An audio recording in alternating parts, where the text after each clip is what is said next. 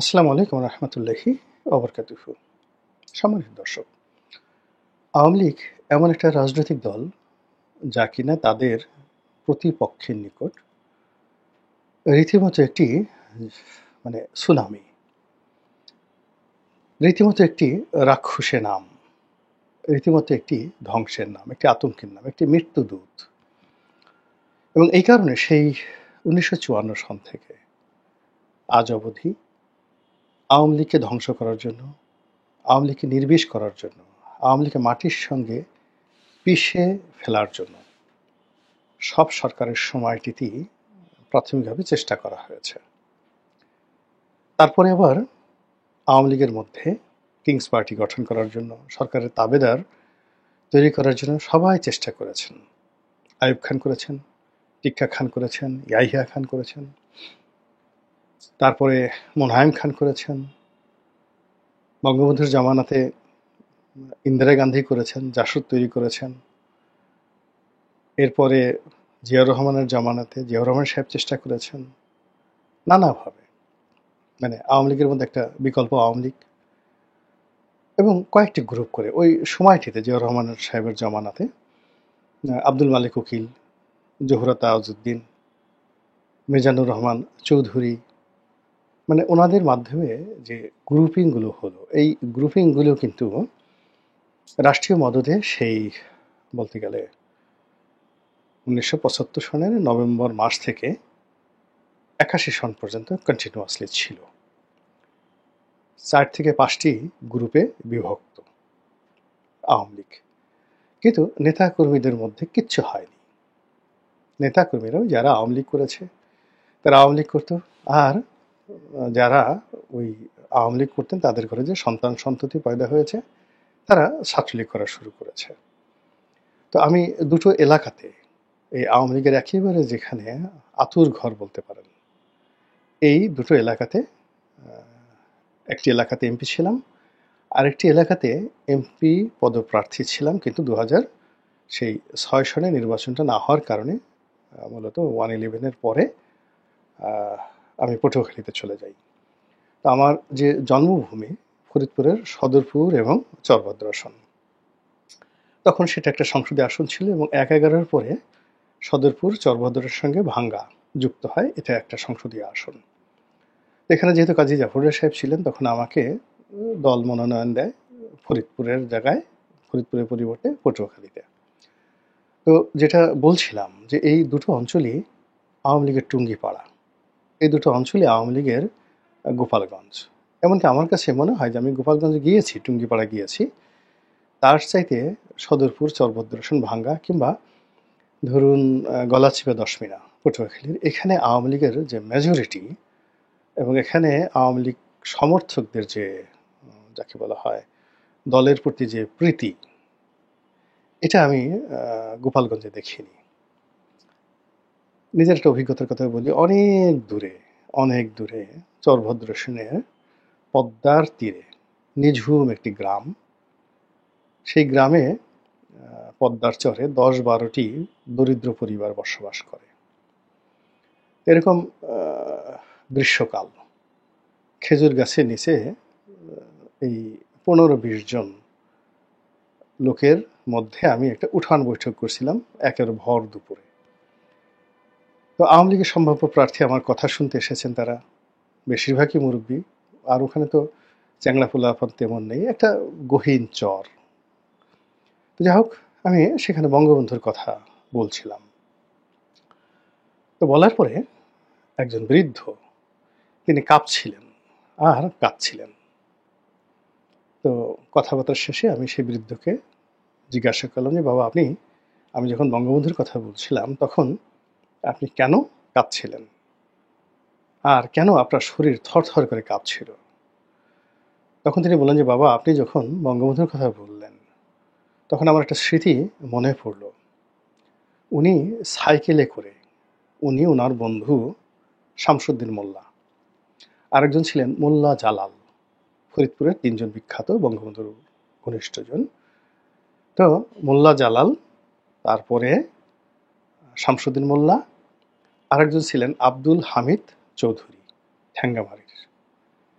এই যে 4 বন্ধু তারা সাইকেলে করে করে করে করে প্রচার করতেন। তো তারা আমাদের এই এলাকাতে আসছিলেন ওই সময়টাতে। তো এরকম কথাবার্তা বলতে বলতে তিনি আমার এই ঘাড়ের উপরে হাত দিয়েছিলেন বঙ্গবন্ধু। আমি তখন একেবারে বয়স অল্প। ওই ভদ্রলোক বললেন, তা আপনি যখন তার কথা বলছিলেন তখন আমার এই পুরো হাতটা অবশ হয়ে যাচ্ছিল, খুব ব্যথা অনুভব করছিলাম। আপনি চিন্তা করেন যে এই লোককে আপনি কিসের মবের ভয় দেখাবেন, এই লোককে আপনি কিভাবে জেলে নেবেন, এই অনুভূতিকে আপনি কিভাবে আপনি শেষ করে দেবেন।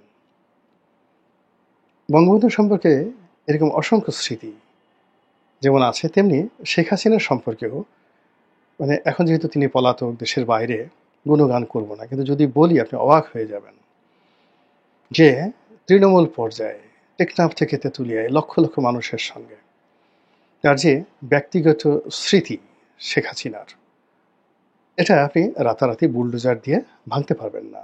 বিল্ডিং ভাঙতে পারবেন, কিন্তু এটা ভাঙতে হলে মানে শেখ হাসিনা বঙ্গবন্ধু যে কাজ করেছেন তার চেয়ে আরো আরো ভালো কাজ করে মানুষের হৃদয় জয় করতে হবে। এটাই হলো রাজনীতির ম্যাথ, স্বাভাবিক ম্যাথ। তো যেটা বলছিলাম যে এরকম সদরপুরের ঘটনা গেল, চরবদর্শনের ঘটনা গেল, যখন আমি গলাচিপাতে গেলাম সেখানে খুব একটা বিরূপ রাজনৈতিক পরিস্থিতি। যাকে বাদ দিয়ে আমাকে মনোনয়ন দেওয়া হলো ক্ষমা জাহাঙ্গীর সাহেব। তিনি আওয়ামী লীগের একেবারে যে কজন মেধাবী লোক ছিলেন 80-র দশক, মানে জিয়াউর রহমানের জমানা থেকে একেবারে আমৃত্যু। আমার কাছে মনে হয় রাজনীতির পরিপক্কতা, দ্য লিডারশিপ কোয়ালিটি, ডিপ্লোম্যাসি, আখমা জাহাঙ্গীর হোসেনের মতো সমপর্যায়ের ছাত্র নেতা বাংলাদেশে খুব অল্প পয়দা হয়েছেন। তিনি সফল ছিলেন। তো গলাচিপা দশমিনা রাজনীতির 40 বছর ধরে তিনি নিয়ন্ত্রণ করেছেন, এবং ওখানে তিনি এমন একটা বলয় গড়ে তোলার চেষ্টা করেছেন যেটা মনে হয়েছে যে শেখ হাসিনার চাইতে তিনি সেখানে জনপ্রিয়, যেটা তার ভুল ছিল। একাগারের সময় শেখ হাসিনার সঙ্গে তার দূরত্ব হয়, এবং সেই জায়গায় তার পরিবর্তে আমাকে শেখ হাসিনা মনোনয়ন দেন। আমার দুটো সমস্যা, আমি কাজ করেছি সদরপুর চরভদ্রসনে, আর গলাচিপা দশমিনাতে আমি যখন মনোনয়ন নিয়ে যাই 2008 সনে, তখন আসলে সেখানে 18টা ইউনিয়ন, একটা পৌরসভা। এই 18টা ইউনিয়নের 2 থেকে 3টি ইউনিয়নের নাম আমি জানি, আর বাকি ইউনিয়নের নাম আমি জানি না। 1 বছর 2 বছর আমি সেখানে পড়াশোনা করেছি। এই সুবাদে পরবর্তীতে আমরা ঢাকা চলে আসি। ছাত্রলীগের কমিটি, যুবলীগের কমিটি, আওয়ামী লীগের কমিটি 100% সেই আখমা জাহাঙ্গীর হোসেনের, এবং তিনি তার সর্বশক্তি দিয়ে কমিটিকে তিনি আমার বিরুদ্ধে ব্যবহার করার চেষ্টা করলেন। এক, বিএনপিতে যিনি প্রার্থী তিনি আমার মামার শ্বশুর ছিলেন শাহজাহান খান। তো শাহজাহান খান পটুয়াখালী জেলা বিএনপির সেক্রেটারি ছিলেন।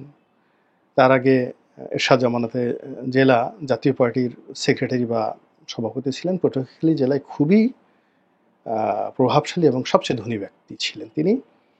এবং আন্ডারওয়ার্ল্ড, পুরো পটুয়াখালী বরিশালের আন্ডারওয়ার্ল্ডে যেই কয়জন লোক আছে যাদেরকে সবাই ভয় পায়, তাদের মধ্যে শাহজাহান খাঁ, পিনু, কুট্টি, এই 3 জন একটা গ্যাং। এখন এই গ্যাংয়ের মধ্যে পিনু মিয়া তিনি পৌরসভার চেয়ারম্যান, আমি যখন এমপি হতে গেছি তখন। কুট্টি সরকার ওই জেলার সবচেয়ে বড় ব্যবসায়ী, এখন এই যে জেলা বিএনপি তিনি এই সময়টাতে সভাপতি হলেন, আর শাহজাহান খান তো প্রার্থী, বিএনপির প্রার্থী। তো আমার মামার শ্বশুর, এখন এখানে রাজনীতির ক্ষেত্রে মামার শ্বশুর, দাদার শ্বশুর, আপন শ্বশুর, বাপ, এগুলো কেউ এক চুল ছাড় দেয় না। পুরো পরিবার বিভক্ত হয়ে গেল, আমি একা। আমার শ্বশুর পক্ষের কোনো লোক তো আমার সাথে আসবে না। এর কারণ হলো 40 বছর ধরে শাহজাহান খাঁ পুরো এলাকার রাজনীতি, বিএনপির রাজনীতি নিয়ন্ত্রণ করছেন, এবং এমনকি ক্ষমা জাহাঙ্গীর সাহেব যখন মন্ত্রী, তখনও তিনি ক্ষমা জাহাঙ্গীরকে একদিনের জন্য ঘুমাতে দেননি। তো এইরকম একটা পাওয়ারফুল মানুষ আমার প্রতিদ্বন্দ্বী। কিন্তু যখন আমি নামলাম এবং ভোটারদের কাছে গিয়ে বললাম আমি শেখ হাসিনার লোক, দ্যাটস অল, ক্ষমা জাহাঙ্গীরের সমস্ত জারিজুরি, কমিটির যে বাড়াবাড়ি, অন্তর্দ্বন্দ্ব, কলহ, আমার পথে বাধা সৃষ্টি করা, কিংবা শাহজাহান খাঁর অস্ত্রের ঝনঝনানি থেকে শুরু করে সাংগঠনিক ক্ষমতা, 2 পয়সার কাজে আসলো না। জনজোয়ার তৈরি হয়ে গেল, এবং পুরো দক্ষিণ অঞ্চলে 2008 সনের 29শে ডিসেম্বরের যে নির্বাচন, সেই নির্বাচনে আমার ওখানে যে জনজোয়ার তৈরি হয়েছিল, আমি এরকম জনজোয়ার কোথাও দেখিনি। এবং এই যে প্রধান নির্বাচন কমিশনার যিনি ছিলেন নুরুল হুদা সাহেব, তিনিও সেই নির্বাচনে ১৫ দিন আমার সঙ্গে ছিলেন, আমার বাড়িতে তিনি ছিলেন। তো এরকম একটা নির্বাচন করে এসেছি কেবলই মাত্র আওয়ামী লীগের যারা নেতাকর্মী, তো আওয়ামী লীগের যারা নেতাকর্মী তাদের ভালোবাসা, তাদের সমর্থন এইগুলোর মাধ্যমে। তো সেই আওয়ামী লীগ এখন আবার বিপদে পড়েছে। সেই বিপদ হলো ৫৪-র মতো, বিপদ হলো ৬৯-এর মতো, বিপদ হলো ৭০-এর মতো, ৭১-এর মতো, ৭৫-এর মতো, এরশাদ জমানায় সেই ১৯৮২ সনের মতো, আবার ১৯৯১ সনের মতো, ১-১১-র মতো, অর্থাৎ ২০০৬-৭ সনের মতো। এখন সবাই মানে আওয়ামী লীগকে শেষ করে দেওয়ার চেষ্টা করছে। তো এখানে যে সমস্যাটা হলো যারা আওয়ামী লীগকে টার্গেট করছে তারা আওয়ামী লীগের বিল্ডিংকে টার্গেট করছে, যারা টার্গেট করছে আওয়ামী লীগের শরীরকে, বড়জোর আওয়ামী লীগ করে এরকম একটা শরীরকে টাচ করার চেষ্টা করছে। তারপরে আওয়ামী লীগের যে সকল ঘৃণিত নিন্দিত লোক, টাউট বাটপার চোরাকারবারি, তাদেরকে আক্রমণ করার চেষ্টা করছে। কিন্তু সাধারণ মানুষের মধ্যে নৌকা, বঙ্গবন্ধু, শেখ হাসিনা, আওয়ামী লীগ, এই জিনিসগুলো যেভাবে অনুরণিত হয়ে আছে, সেই জায়গাতে কেউ আঘাত করতে পারছে না, সেই জায়গাতে কেউ প্রলেপ দিতে পারছে না। সেই জায়গাতে ধানের শীষ, সেই জায়গাতে দাড়িপাল্লা, সেই জায়গাতে লাঙল, সেই জায়গাতে এনসিপির গোলাপ ফুল, শাপলা বা হোয়াট এভার মেবি, এই জিনিসগুলোর প্রলেপ বা সিল সাপ্পর এখনো পর্যন্ত লাগানো যাচ্ছে না। বরং যে কাজগুলো আগামীতে করার জন্য চেষ্টা করা হচ্ছে, এটা হলো স্ট্রাকচারালি অ্যান্ড ফাইন্যান্সিয়ালি আওয়ামী লীগকে কতটা ধ্বংস করা যায়। যেমন ৩২ নম্বর ভাঙা হয়েছে, সুদা সদন ভাঙা হয়েছে, আওয়ামী লীগের অফিস ভাঙা হয়েছে।